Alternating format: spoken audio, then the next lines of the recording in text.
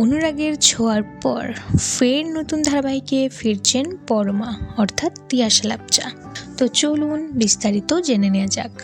অনুরাগের ছোঁয়া ধারাবাহিকের দ্বিতীয় সিজনে সুদীপার যমজ বোনের চরিত্রে দেখা গিয়েছিল পরমা অর্থাৎ তিয়াশা লেপচাকে। তিয়াশা এর আগে একাধিক ধারাবাহিকে প্রধান চরিত্রে অভিনয় করেছেন। অনুরাগের ছোঁয়া শেষ হতেই প্রায় সব অভিনেতা অভিনেত্রীরা নতুন ধারাবাহিকে ফিরেছেন। ঠিক তেমনই এবার একেবারে নতুন রূপে ফিরছেন তিয়াশাও। গ্রামের মেয়ে এবং গ্রামের গল্প নিয়ে পর্দায় ফিরতে চলেছেন তিনি।